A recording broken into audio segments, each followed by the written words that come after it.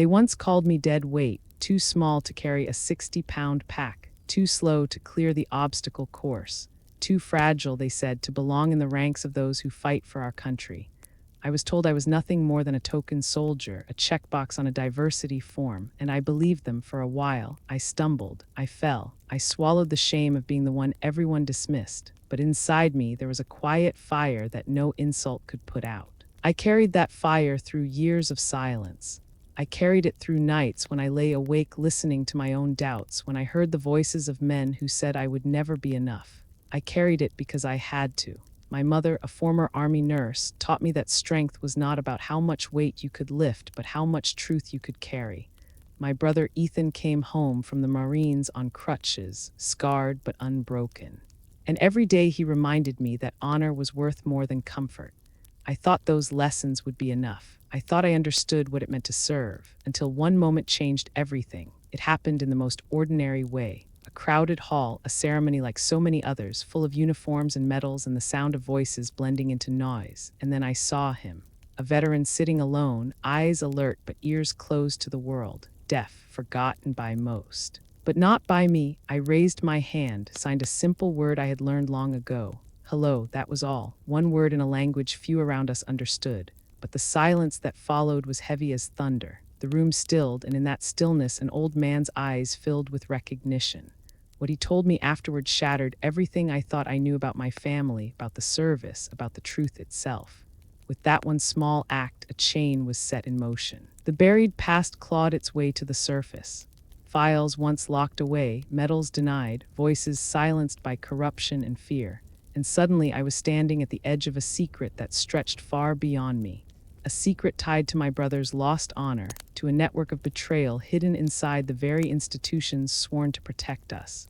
That single hello became the doorway to a fight I never asked for but could no longer walk away from. This is not the story of a perfect soldier.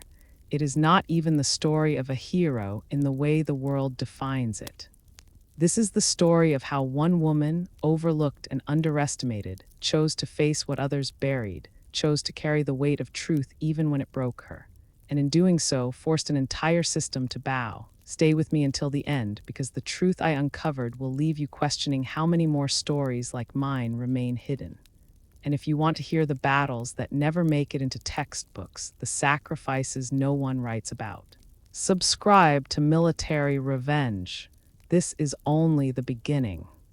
When I first signed my enlistment papers, I thought I was stepping into a family. That is what the recruiters had promised. Brotherhood, unity, a bond forged in the mud and fire that would outlast anything else in life. But the moment I set foot on the training grounds, that illusion cracked like cheap glass. The family I had entered was built on suspicion, on measuring worth in pounds lifted and miles run, on looking at me and seeing only what I was not. I was not tall enough. I was not fast enough. I was not one of them. The first morning still lives in my body like a scar. The bugle call ripped through the dark at 0430, and we stumbled out of the barracks half awake. My boots were too new, my pack already cutting into my shoulders, and the men around me watched with narrowed eyes as if waiting for me to fail before the day had even begun. I could hear their whispers, low and sharp. She will never last. She looks like she belongs in an office, not here. One of them laughed outright when I stumbled climbing onto the transport truck. I laughed with him, pretending it did not sting. But it did. It cut deep. You see, I had grown up watching my brother Ethan stride in his marine blues, medals catching the light, shoulders squared with pride even after his limp set in. He had come home broken in body but unbroken in spirit, and I wanted to carry that torch. My mother. Margaret had once worn the fatigues herself, a nurse in field hospitals who patched up young men in the chaos of battle. She told me that service was not about strength alone. It was about resilience, about showing up when everything in you wanted to run. I clung to those words, but out there, among men who could bench press twice my weight and run for miles without gasping, her words felt thin as smoke. The drill sergeant made sure I was reminded of every flaw. He barked my name with a sneer, dragged me to the front when I fell behind, and called me fragile in front of the platoon. Every stumble of mine became a show. They watched, hungry for proof that I did not belong, and I gave it to them more often than I wanted. My legs burned on the obstacle course. The rope climb shredded my palms, and I fell back into the dirt with the rope swinging mockingly above me. Their laughter followed me down. I told myself I would try again tomorrow, but the humiliation clung to my skin like sweat. There is a particular cruelty in being underestimated. It is not just that others see you as weak. It is that they expect you to confirm it, to perform your weakness for their satisfaction. Each day I felt myself playing that part, the token woman who never made the cut, and yet inside I was screaming against it. I wanted to show them that I was more, that I was steel wrapped in skin, not some fragile thing that would crack under weight. One night after lights out, I sat on my bunk staring at the ceiling, listening to the muffled snores around me. In the quiet, Ethan's voice came back to me. He had once told me that courage was not about standing tall when the crowd cheered. It was about standing when they jeered, when every voice told you to sit down. I pressed those words against my heart like a shield. I needed them because I knew tomorrow would be another battle, not against an enemy, but against the sneer in my sergeant's voice and the smirks of the men who thought I was wasting their time.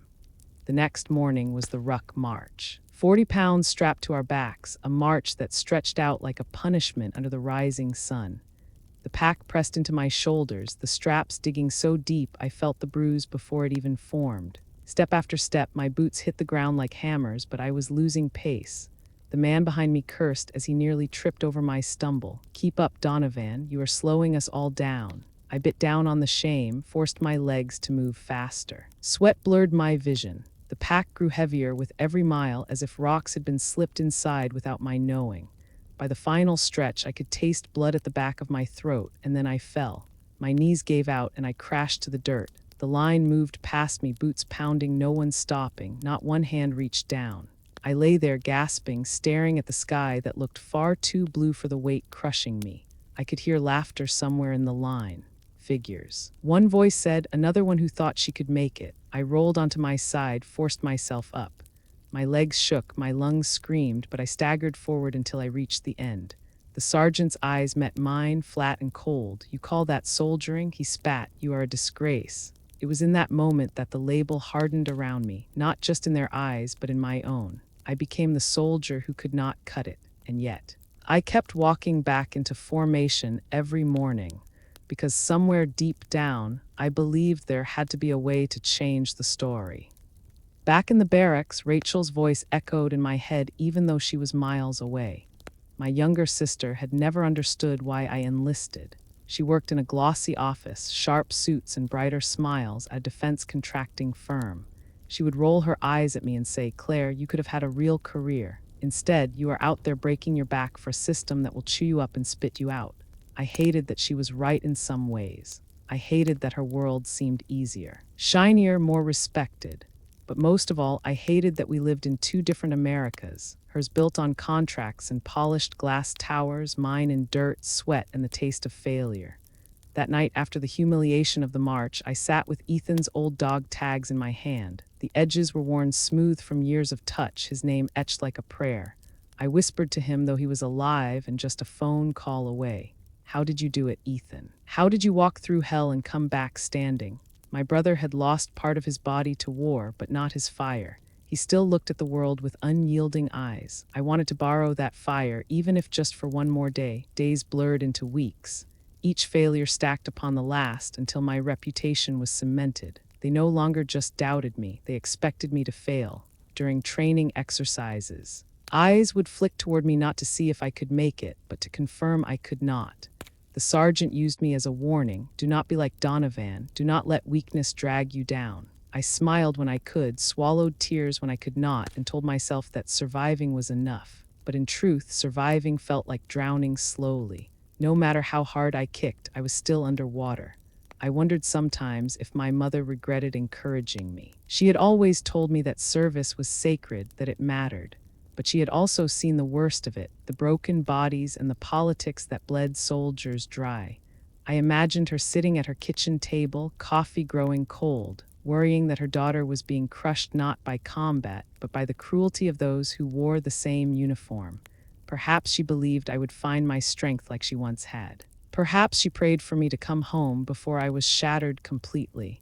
Yet even as I carried the weight of failure, something stubborn kept me on my feet. Each morning, when reveille blared and the sun cracked open the horizon, I laced my boots again. Not because I wanted to prove them wrong, though God knows I did, but because I wanted to prove to myself that I could stand one more day. Sometimes that is all courage is. One more day, and here is the truth. Every humiliation, every sneer, every bruise, they became the soil where something else began to grow. Something they could not see yet, something even I barely understood, but I felt it, like a seed pressing against the earth, waiting for the moment to break through. You might think this is the story of someone too weak to last. You might even think you know how it ends. But I promise you, the ground beneath us was already shifting. What came next would silence even the loudest voices. The humiliation after that ruck march clung to me like dust. No amount of scrubbing in the barracks shower could wash it away. It wasn't just sweat and dirt ground into my skin. It was the laughter, the sideways glances, the way no one sat next to me in the mess hall unless every other table was full. In the military, weakness is contagious. Nobody wanted to catch mine. At night, I lay awake listening to the muffled chatter of the others. They traded stories about girlfriends back home, about football games, about the cars they planned to buy with their first bonus checks. Their voices were loud, easy, brimming with confidence. I stayed quiet, biting down on my loneliness. My world had shrunk to silence. It was in those nights that Rachel's face often floated into my thoughts. My younger sister had always been the golden one, sharp-minded, sharp-tongued, perfectly polished. Where I stumbled, she glided. While I wrestled with push-ups and ruck marches, she was climbing the ladder in a defense-contracting firm, her suits tailored, her words slick with power.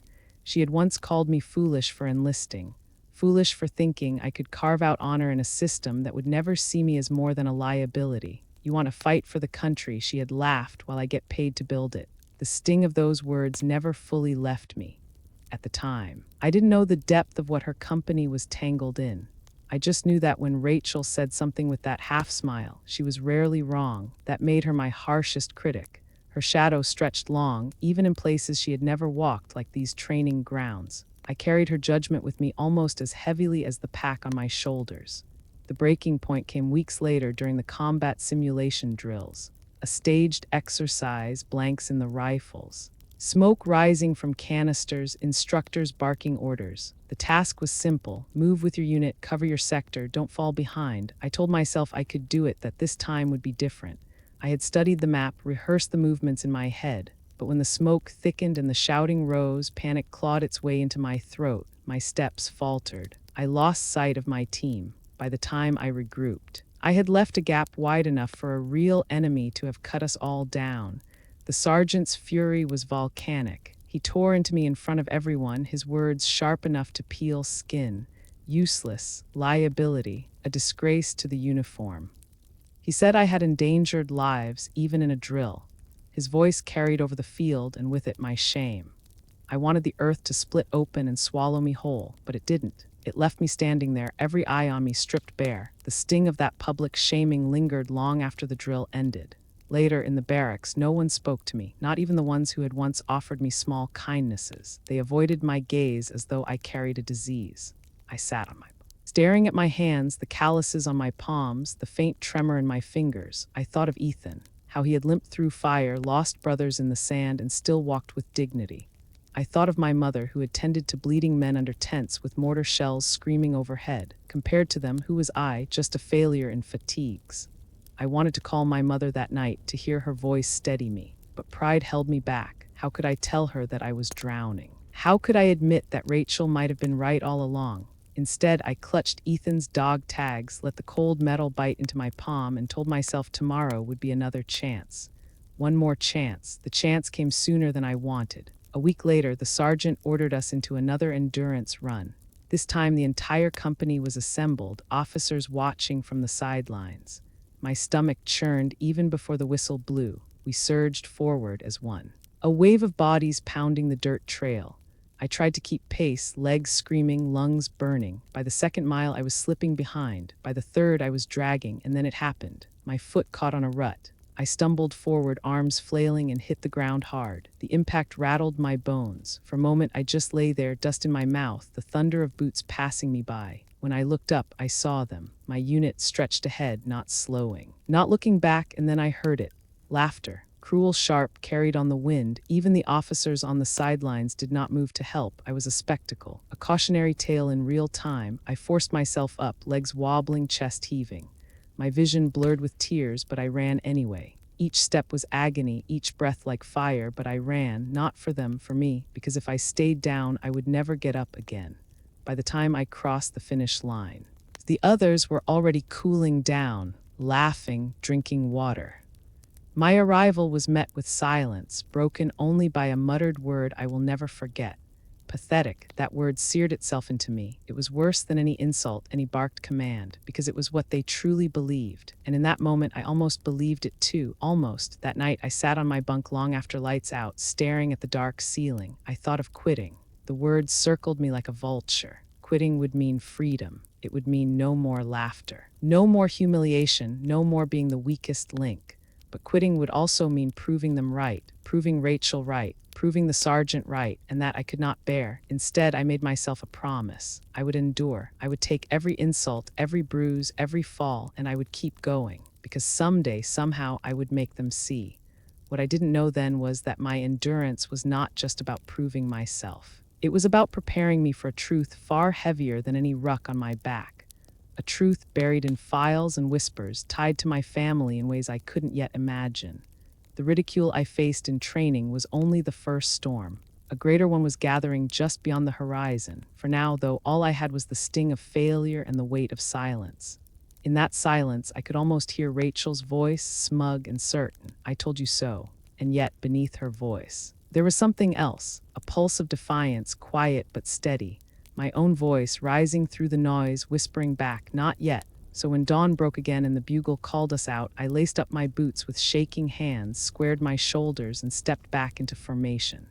I knew I was walking into another day of ridicule. I knew I would likely fall again. But I also knew this. Every day I refused to quit was another day I carved my own story. No matter how small the chapter, that story was only beginning. And though I could not see it yet, the path ahead would lead me into the heart of betrayal, family secrets, and a reckoning that would shake the ground beneath us all. So listen closely, because the woman they called pathetic was about to uncover a truth powerful enough to silence every voice that ever doubted her. And that truth began not in victory, but in humiliation. The day of the ceremony began like any other, but even then I felt something stirring under my skin, a restlessness I could not name. The training ground had become my personal arena of shame, but outside those gates the world still demanded we stand tall, polish our boots, press our uniforms crisp enough to cut glass. This time the officers wanted us presentable, not for drills or marches, but for a celebration. A room full of medals and speeches. I dreaded it, because standing shoulder to shoulder with the men in that kind of spotlight meant becoming visible again, and visibility for me almost always ended in mockery. The hall was dressed in flags, the air heavy with starch and ceremony. Rows of chairs filled with service members, their families, and older veterans lined the front. The kind of men and women who had carried scars the world would never fully honor. I slipped into the back, my place of habit, where no one would notice me. If I could have folded myself into invisibility, I would have. But fate has a way of pushing you forward even when you want nothing more than to disappear. It happened as I was scanning the crowd. My eyes landed on a man sitting alone in the third row. His shoulders were broad, his hair gone mostly silver, his uniform coat pressed though worn at the seams. What struck me were his eyes, alert, sharp, watching everything yet cut off from it. His head tilted at angles when someone spoke. But his expression did not change. That was when I noticed the hearing aids tucked behind his ears and the way his hands rested in a position that spoke to a lifetime of silent conversations. He was deaf. Something inside me shifted. I remembered Ethan teaching me the basics of ASL after one of his deployments, the two of us practicing in the kitchen like conspirators. I had carried those simple signs in my memory ever since, though I rarely used them. Now, staring at this man who sat like a monument no one acknowledged, the word formed in my hands almost without thinking. I raised my hand, fingers shaped, palm open. Hello, it was nothing, a single word, yet the room seemed to pause. Those around me caught the movement, turned their heads. The silence stretched, deepened, until even the shuffle of boots ceased. and then his eyes met mine. For a moment, time bent. Recognition lit his face like dawn breaking. He straightened in his chair, his lips curving into something that was not quite a smile but more like a release, as if a weight he had carried for decades had suddenly eased. When the ceremony ended, he found me.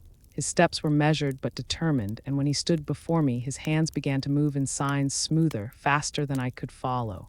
My memory failed, but he slowed, adjusted, until I could catch the words. His name was Mick Harris. He had served with the 82nd Airborne, and then he asked me a question that made my breath catch. "Are you Ethan Donovan's sister?" I nodded, my throat too tight for words. The look in his eyes deepened, turned heavy with something unsaid. He motioned for me to sit with him, and there, in the fading noise of the ceremony, he told me what I was never supposed to hear. Ethan, he said, had not just been a Marine who came home broken. He had been part of an operation. A mission buried under so much red tape and classified ink that even the men who bled for it were erased. He and others had fought through fire, saved lives, carried out orders that went against the official record. But when the dust settled, their heroism was cut from history. The files were sealed, the medals never awarded, their names omitted from every commendation. I felt my skin prickle, my pulse pounding in my ears. Mick's voice was not polished like a general's speech. It was raw, filled with the kind of conviction only truth could carry. He said Ethan's courage had saved not just men but entire units, yet someone with power had chosen to silence it. He said he had tried to fight for recognition, but the doors stayed shut, the records vanished, and the men who questioned it were pushed into silence. My brother had never spoken of this. He carried his limp with quiet dignity, never once hinting at betrayal. Now, hearing Mick's words, the weight of Ethan's silence made sense. He had been robbed not just of his strength, but of his honor. I sat frozen, anger and disbelief crashing inside me. How could a country that draped itself in flags choose to bury the very people who upheld them, who had stolen his story, and why? Mick leaned closer, his voice low though the hall had nearly emptied. There were names, he said, names of officers and contractors who profited from keeping certain truths hidden. He had traced threads but could never pull them all the way, and every time he came close, another door slammed shut. But when he saw me sign that hello, he knew. He knew I was Ethan's sister, and that maybe I was the one who could open what he could not. I wanted to tell him he was wrong, that I was barely surviving training, that I was no hero, not even close. But the look in his eyes stopped me. It was not the look of someone begging. It was the look of someone who had carried fire for too long and needed to pass the torch before it burned him alive.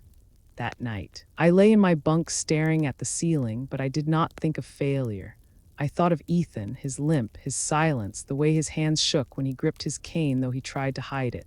I thought of Rachel working in her polished towers, sipping coffee while men like Ethan were forgotten.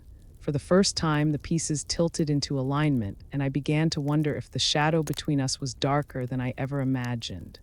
I could not sleep. Not with Mick's words alive in my veins, a hero's legacy erased. Files buried, a network of silence stretching into corners I had never thought to look. It was more than unfair. It was a theft, not of medals, but of truth. The truth, I realized, had claws, and it had already sunk them into me. If you have ever heard something that made the world tilt under your feet, you know that feeling. One moment you are standing in the same room, the same body, the same skin. The next, everything shifts and nothing can go back to how it was. That was me, staring into the dark, knowing that a simple hello had ripped open a door that would never close again. Sleep never came that night. I turned on my bunk like a restless tide, every creak of the springs louder than it should have been, every breath heavy with questions I could not answer. Mick's words replayed in my mind again and again until they no longer felt like words but like hammer strikes. Ethan's name erased, his heroism buried. My brother, who had taught me to hold my ground when the world mocked me, had himself been denied the dignity he earned.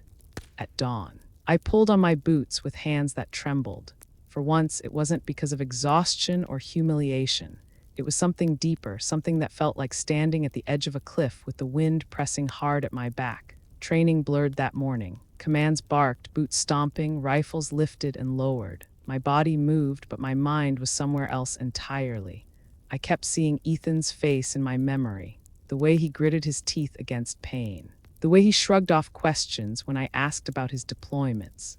He always said, "Some things are better left alone, Claire." Now those words sounded less like wisdom and more like resignation.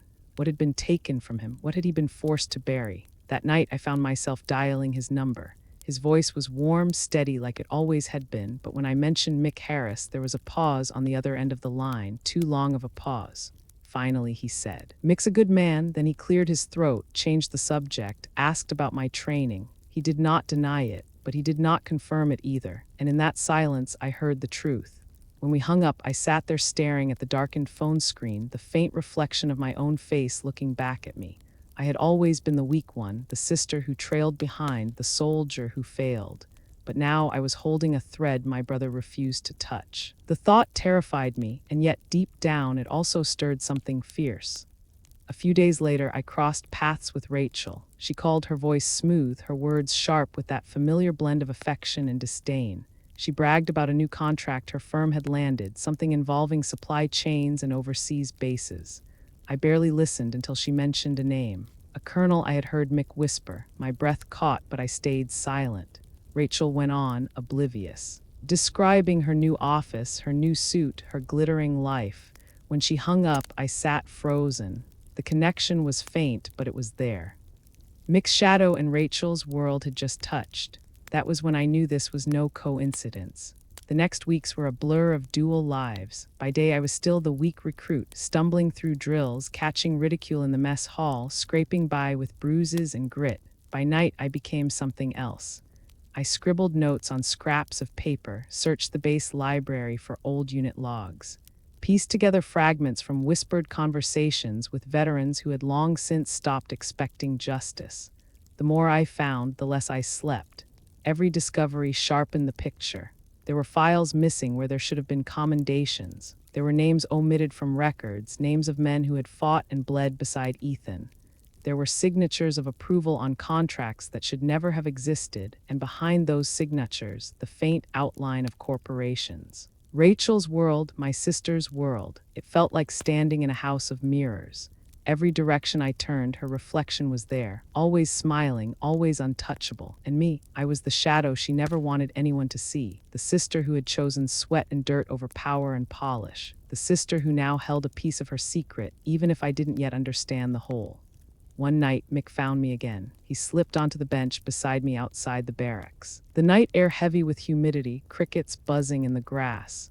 He handed me a folded sheet of paper, a list of names, men who had been with Ethan, men who had been silenced. His hands shook slightly as he passed it to me, and I realized he was trusting me with something that could cost him the last scraps of peace he had. "Why me?" I asked. "Why give this to me?"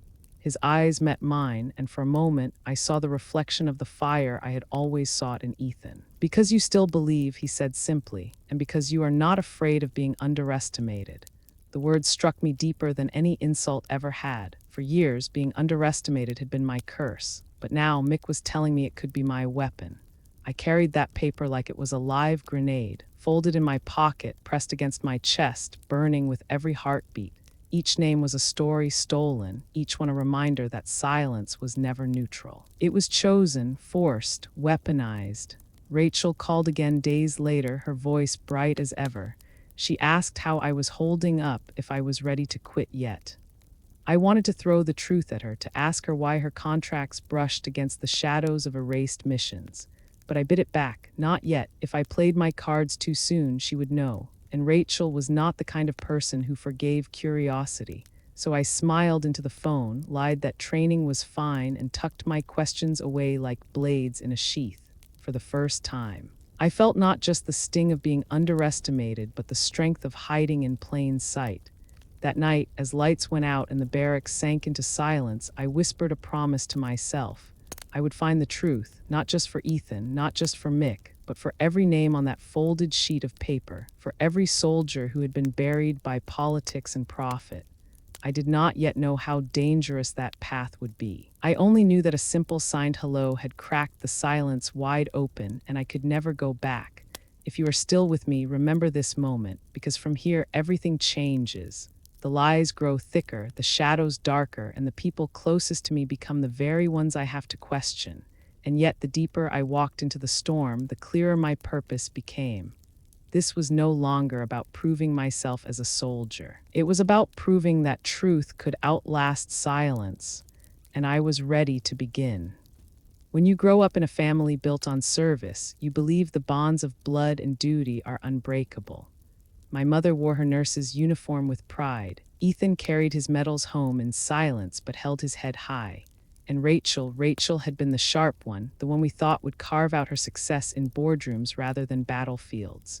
What I never expected was that her world, the corporate shine of defense contracts and lobbying dinners, would cast a shadow deep enough to bury my brother's honor. I learned the truth in fragments.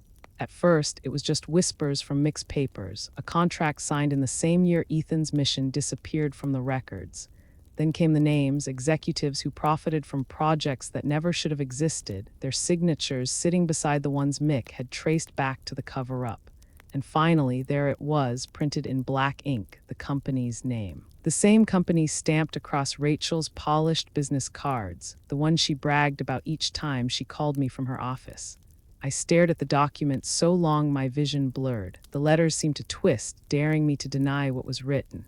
Rachel's company had been involved in the very network that erased Ethan's history. My sister, my blood, worked for the people who had stolen our brother's name from the annals of honor. I called her that night. She answered from what sounded like a cocktail party, laughter and clinking glasses in the background. Her voice was bright, polished, everything mine was not. When I told her what I had found, the brightness dimmed. She sighed long and heavy, as if I were a child who had asked a question too complicated to answer. "Claire, you don't understand," she said. "This isn't about medals or missions. This is about survival. Those men, those contracts, they keep the wheels turning. They keep our family afloat. You think Mom's medical bills paid themselves. You think Ethan's rehab was covered out of thin air. That money came from somewhere." Her words cut deeper than any drill sergeant's insult. She wasn't denying it. She wasn't even ashamed. She was justifying it, as though dishonor could be balanced on a ledger, as though silence could be bought if the check was large enough. I clenched the phone so hard I thought it would crack in my hand. Survival, she called it. I called it betrayal. Ethan had given his body to the Corps, and in return, his name had been stolen. And my sister, the one I had shared a room with growing up, the one who braided my hair before my first dance, was now defending the very thieves who had taken it. Our voices rose, colliding through the phone line like waves in a storm. She told me I was naive, that I lived in a world of black and white when the truth was nothing but shades of gray. I told her that honor was not negotiable, that family meant fighting for each other, not selling each other's silence. She laughed then, sharp and cold. "You always wanted to be the hero, Claire, always chasing some noble story. But life isn't noble, it's contracts and compromises. And if you keep digging where you don't belong, you'll drag all of us down with you." When the call ended, I sat in the barracks with my hands shaking, tears burning in my eyes. I had faced insults, humiliation, even physical collapse. None of it compared to the pain of hearing my sister defend the erasure of our brother's honor. It felt like losing her, like watching the ground split between us with no bridge left to cross. The next day, the storm spread into my military life. My commanding officer called me into his office, his face unreadable. He spoke in measured tones, but every word was a warning. "Donovan," he said, "I hear you've been asking questions. Questions about operations that are none of your concern. I advise you to stop." I tried to protest, to tell him it was about my brother, about truth, but he cut me off. "If you pursue this any further, you'll jeopardize your career. You'll lose your commission before you've even earned it. Do you understand?" I walked out of his office with my ears ringing. It was clear now. The silence wasn't just personal, it was institutional. The system didn't want me to dig. The system wanted me quiet. And for the first time, I wondered if Rachel had been right about one thing. The cost of truth might be more than I could pay. But that night, when I sat alone with Ethan's dog tags, I knew there was no choice. My brother had already paid with his body. Mick had paid with his silence. If I let the truth stay buried, then I was complicit in the theft. Still, the weight pressed heavy. I was caught between two fires. On one side, my sister. Blood of my blood, telling me that to dig was to destroy us all. On the other, the institution I had sworn to serve, warning me that my career would vanish if I took one more step. Family or duty, silence or truth. That was the moment I realized that sometimes the greatest battles are not fought on foreign soil. Sometimes they are fought in living rooms and offices, in the spaces between siblings, in the silence of a superior's warning. And sometimes they are the hardest battles of all. I had not yet decided what I would do, but the path was narrowing. Every step I took was dragging me closer to a point where there would be no turning back. If you are listening now, remember this. Betrayal does not always come with enemies. Sometimes it comes with the people who share your blood, and when it does, the cut is deeper than any blade. The call from my commanding officer was still ringing in my ears when Rachel showed up in person. It was a Saturday evening, the air damp with summer heat, and I was sitting on the back porch of our mother's house. I had come home for the weekend, craving some small piece of normal. Mom was inside, humming in the kitchen, and for a moment I almost felt safe.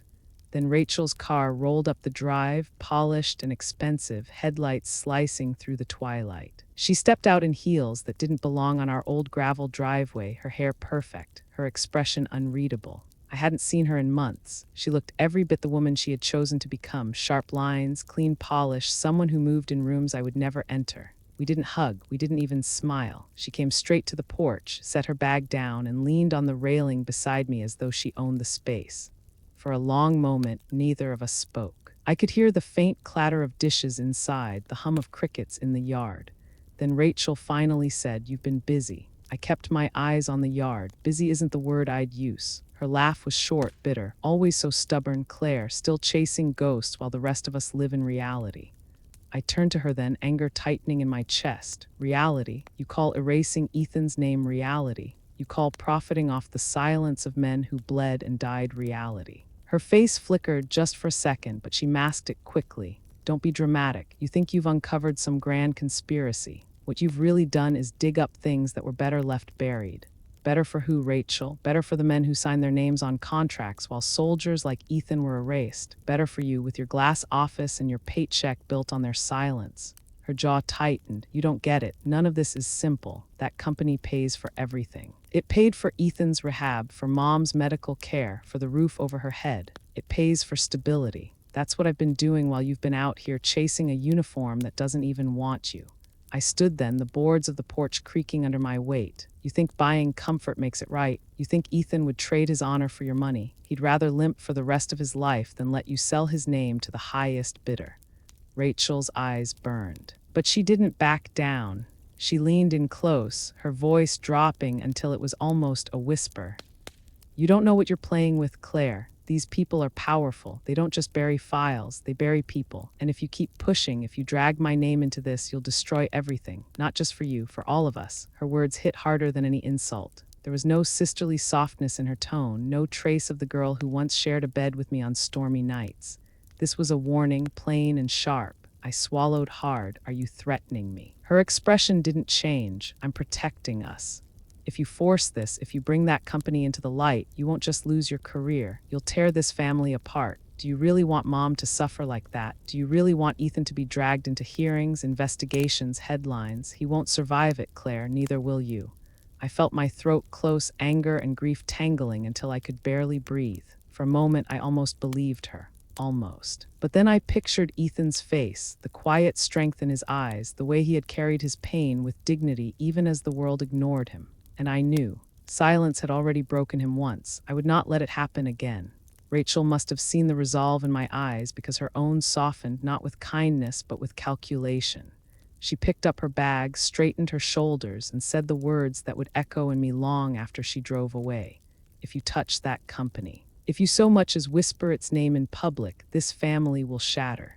Then she was gone, her car disappearing down the drive, leaving only the fading sound of tires on gravel.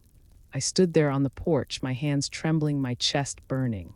Inside, Mom called my name, asking if I wanted pie, her voice sweet and steady, unaware of the storm raging just outside her walls. I closed my eyes and held onto that sound, the sound of the mother who had raised us both, who still believed her daughters might stand together. But Rachel and I were no longer standing on the same side. We were standing on opposite cliffs with a chasm widening between us. And I knew then that crossing back to her would mean betraying Ethan, betraying myself. That night I lay awake in my old childhood bed, staring at the ceiling where the paint peeled in faint lines. The house smelled of lemon cleaner and old wood, the same as it had when I was a child. But nothing else was the same. Rachel's words rang in my head, sharp and final. If you touch that company, the family will shatter. Maybe it already had. I clutched Ethan's dog tags, pressed them against my heart, and made a vow in the dark. If my sister had chosen silence, then I would choose truth, even if it cost me everything, even if it tore us apart. Because sometimes family is not about blood, it is about loyalty, and Rachel had already chosen her side. If you have ever stood on that line between truth and the people you love, you know the pain of it. You know the way it slices both ways, leaving no part of you untouched. That was where I stood now, caught between my sister's threat and my brother's stolen honor. And deep down, I already knew which side I would choose. The morning of the emergency drill began like any other, though something in the air told me it would not end that way. We were woken before dawn by the blare of alarms, sharp enough to rattle bone. Boots hit the floor, lockers slammed, and the barracks erupted in the kind of chaos that looks like confusion to an outsider but is second nature to soldiers. For me, it was the sound of muscle memory. I laced my boots tighter than usual, the leather biting into my ankles, as though I knew I would need every ounce of grit today. When I stepped outside, the sky was still heavy with night, the horizon painted faint with gray. Officers barked orders, platoons scrambled into formation, and whispers carried through the ranks that this drill was different. Higher command was present. Eyes would be on us. Failure would not be forgotten. I felt my stomach knot. After weeks of whispers about my family, after Rachel's threat and the warning from my commanding officer, I knew I was already walking on a razor's edge. One misstep could end my career. One stumble could give them exactly what they wanted. Proof that Claire Donovan was nothing more than the weak link they had always accused me of being. The drill began with a simulated base breach. Sirens wailed, smoke grenades popped, and we were ordered to clear a section of abandoned structures on the edge of the training grounds. The scenario was simple enough on paper. Hostile forces had infiltrated, hostages were inside, time was short, but the execution required coordination, precision, and guts. My platoon leader divided the teams, barking assignments, and then almost casually he looked straight at me. "Donovan, your point." The words hit like a blow. Point was the most exposed position, the first through the door, the soldier who walked into the unknown. Normally it went to the fastest, the strongest, the one everyone trusted to take the risk. It was not a role given to someone they mocked as dead weight, unless of course they wanted to watch me fail. I could feel the eyes of my squad on me, some smirking, some waiting, all of them certain this would be the moment I folded. I swallowed hard, adjusted my vest, and nodded once. "Yes, Sergeant." We moved in formation, rifles raised. Boots pounding on the dirt path as the mock battle erupted around us. Smoke stung my eyes, gunfire crackled through the air in blanks that still made hearts race, and the air reeked of sulfur. My pulse thundered, but my mind was steady in a way it hadn't been in years. Step, breathe, listen. I could hear Ethan's voice in my head, teaching me how to move quietly through hostile ground, how to anticipate before others reacted. At the first building, I signaled halt. My team froze. The door hung slightly ajar, a trap waiting. I motioned for cover fire, then slipped inside in a crouch, rifle lading. The room was dark, cluttered, filled with overturned chairs and broken glass. Training dummies waited in shadows, their painted faces eerie in the dim light. Without thinking, I moved exactly as I had been trained long ago, not by this unit, not by these men, but by a team whose name no longer existed on paper. My hands remembered what my mind had buried, the way to sweep a corner, the rhythm of two-breath entries, the silence of signed commands. Every muscle in my body obeyed an old code. Behind me, my squad followed, at first clumsy, then slowly adjusting to my pace. We cleared the building in under a minute, faster than any of them had managed before. When we emerged, there was a flicker of something new in their eyes. Confusion, respect, fear. The drill escalated. We were pushed into one scenario after another. Urban combat, hostage retrieval, live fire navigation through smoke and chaos. Each time, I was given the hardest role. The position meant to break me, and each time I responded with precision that startled even me. When a squad mate froze under simulated fire, I hauled him out with a move I had practiced in deserts half a world away. When the enemy changed tactics mid-mission, I read the trap before it snapped and cut them off with a flanking maneuver no one in my current unit had ever seen. By midday, whispers had spread across the training ground. Who taught her that? Did you see that move? That's not regular army training. I ignored the chatter, though inside my chest something long buried was clawing its way to the surface. I had sworn never to reveal it, not after what they did to my record, not after the files vanished, not after the orders came down to forget.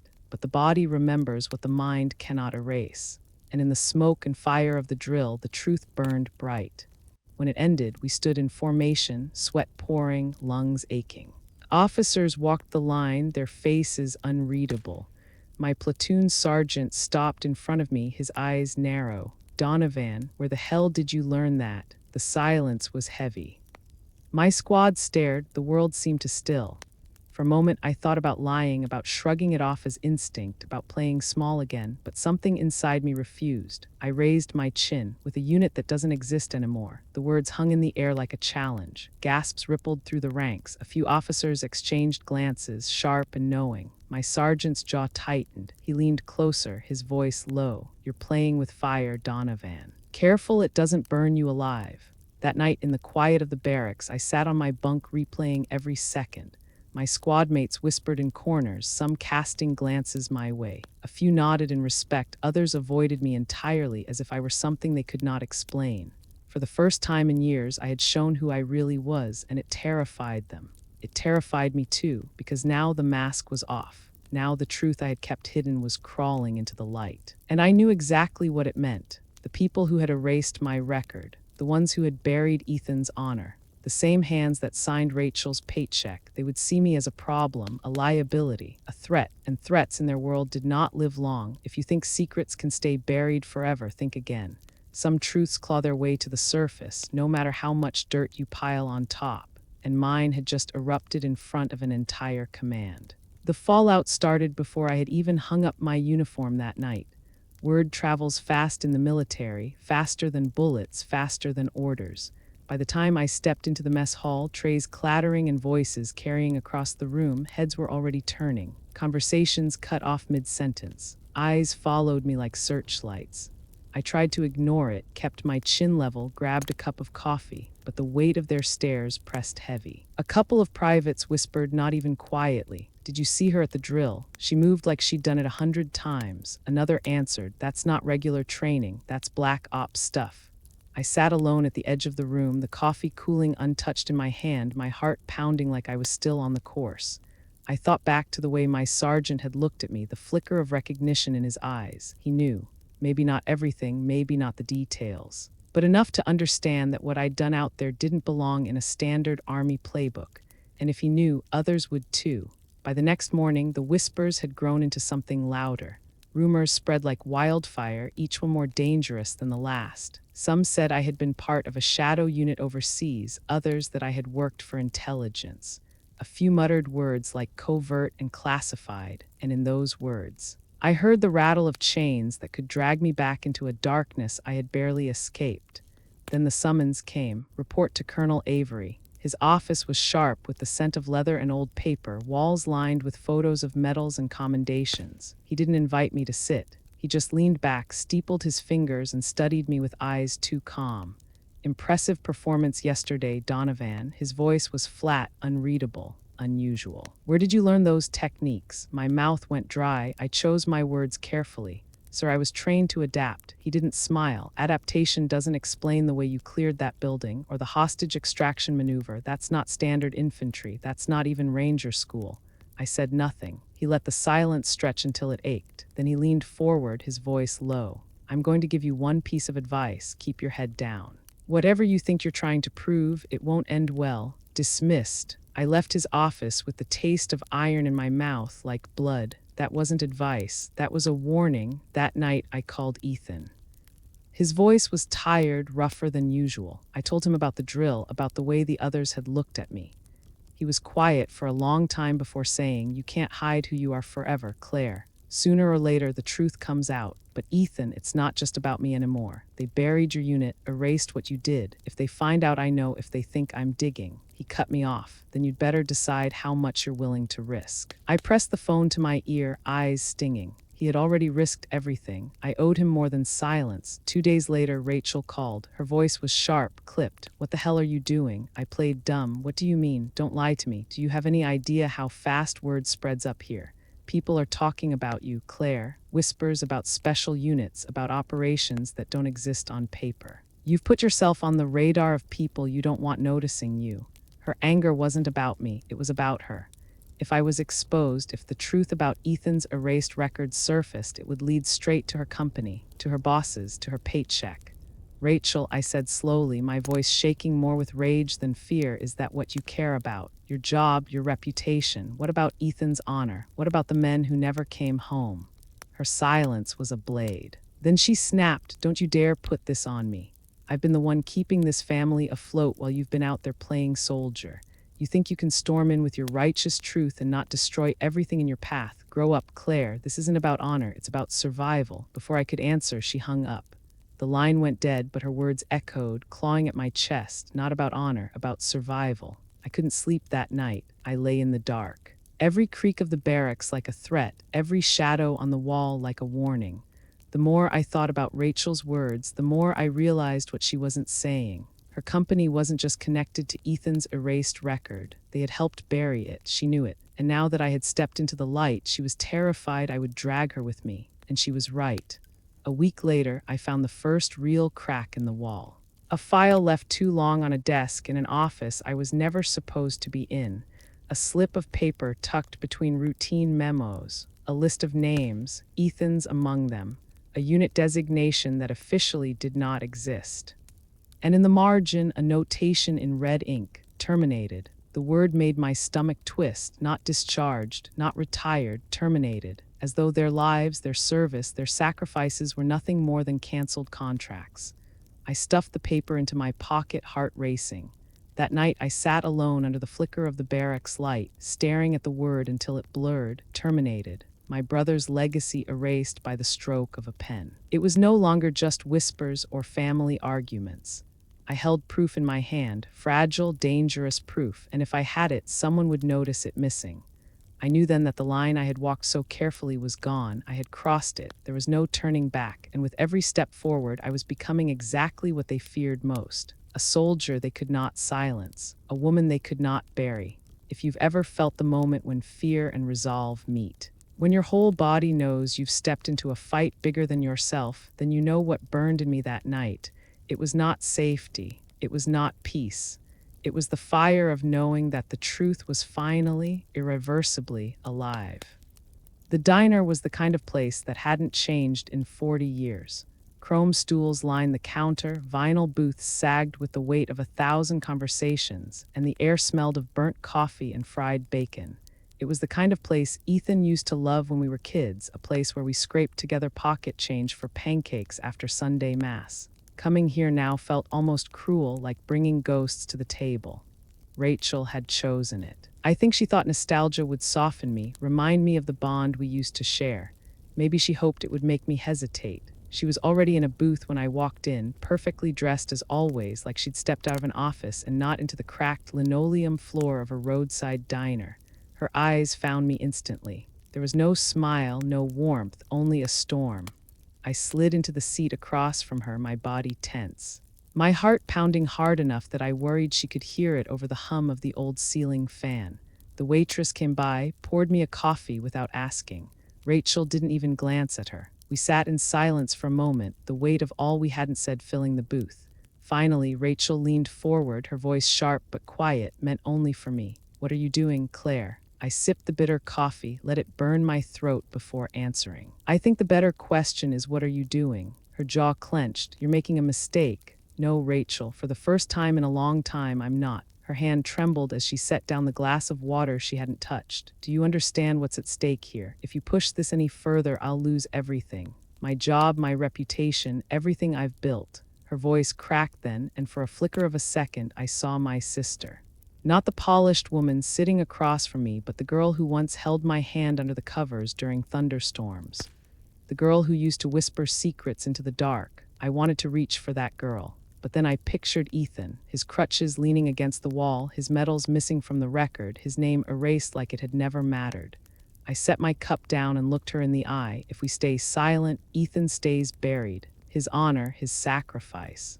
Everything he gave, it stays erased. Do you really want to live with that? Her lips trembled, but anger rose fast enough to cover it.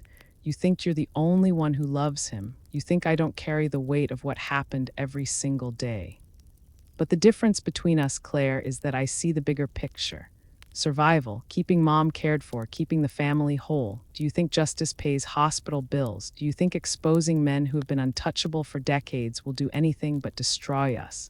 Her words cut because there was truth in them, but it was not the whole truth. I leaned closer, my voice low but steady. This isn't about survival anymore. It's about dignity, about Ethan, about every soldier who served and was silenced. If we let fear decide for us, then we are complicit. We are no better than the ones who signed his legacy away. She shook her head, tears brimming now. Please, Claire, I'm begging you. If you do this, I'll lose everything. The diner around us faded. I could hear only the sound of her voice breaking. I had dreamed of this moment once, of her finally admitting what she knew, of her pleading for understanding. But standing in that truth felt nothing like I imagined. It was heavier, crueler, because I still loved her, and choosing against her felt like choosing to tear out a piece of myself. I whispered, almost too softly to hear, if I stay silent, Ethan loses everything. Her face crumpled. The waitress came back, asked if we wanted pie. Neither of us answered. The silence stretched so long it felt like years. Finally, Rachel exhaled, long and broken. You won't stop. Will you? I shook my head. I can't. Her eyes hardened again, the storm closing back in. Then you better be ready for what comes, because once this door opens, there's no shutting it. She gathered her bag, slid out of the booth, and walked out without looking back. I sat there long after she left, staring at the empty seat across from me, my hands trembling around the coffee cup. I had made my choice, family or truth, and the weight of it pressed down so hard I could barely breathe. When I finally stepped outside, the sun was already dipping low, painting the sky with bruised light. The world felt different, colder, but there was no turning back. I walked to my car, climbed in, and drove toward the base with the evidence in my bag. Every mile closer, I could feel the danger tightening, like a rope pulling around my throat. If I handed this over, there would be no more hiding, no more quiet. My name would be tied to a truth others had spent decades trying to bury. But when I thought of Ethan, of his limp, of the medals that never came, of the men who never got their names etched into walls of honor, I knew silence was no longer an option. I parked outside the command building, my palms slick, my heart hammering. The hallway felt endless, each step an echo. At the end of it, an office door stood open, the light spilling like a summons. Inside, the officer looked up as I entered. Donovan, he said, his voice neutral. What brings you here? I placed the folder on his desk, my hand steady now, my voice clear. Evidence, suppressed files. It's time the truth was seen. His eyes flickered to the papers, then back to me. He said nothing, but the air between us shifted. Something irreversible had begun. If you have ever stood at the edge of a cliff, knowing one step forward changes everything, you know the weight I carried then. I had chosen, not family, not safety, justice. And justice always comes with a price. The days that followed moved with the weight of history. Nothing felt ordinary anymore. I still wore the uniform, still marched in formation, still heard the whistle of reveille in the mornings, but underneath it all the ground had shifted.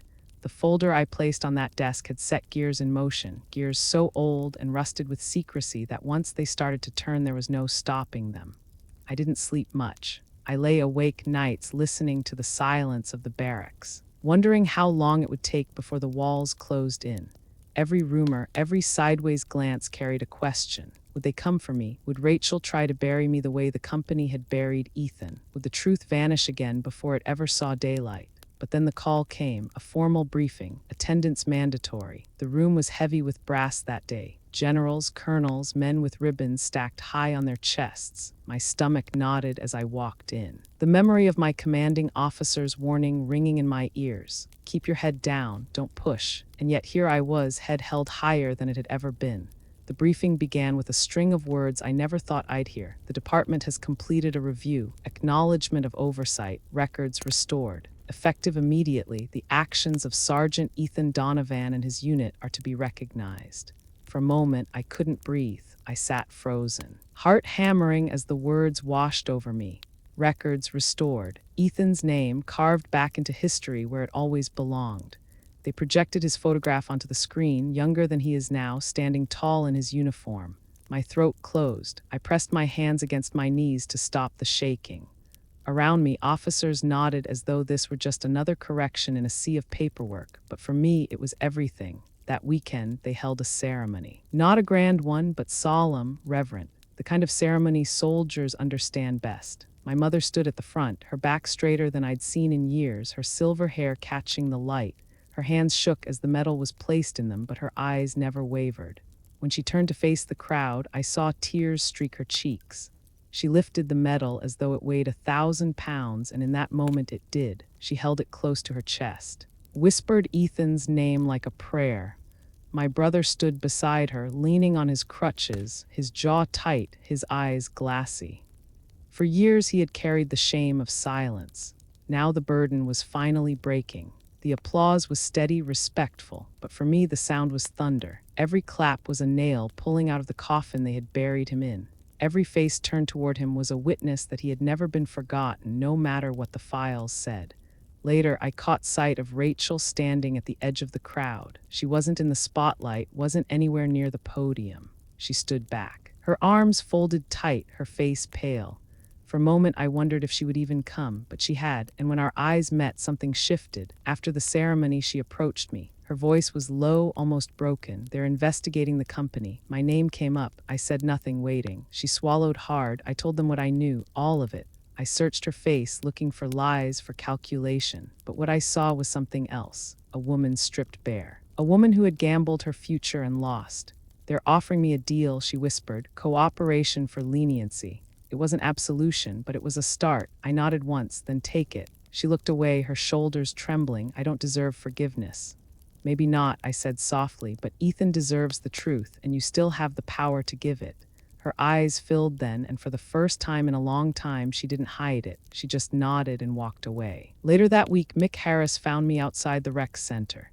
He moved slowly, his limp pronounced, his hearing aids glinting in the sun.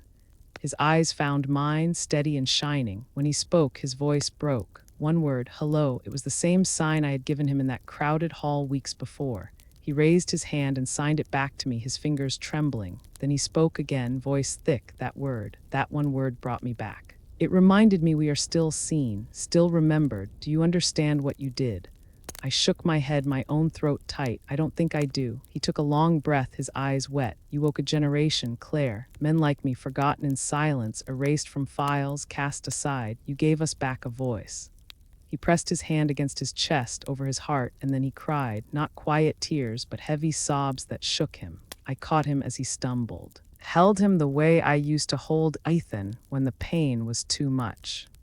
In that moment, all the fear, all the anger, all the weight of what I had risked melted into something else.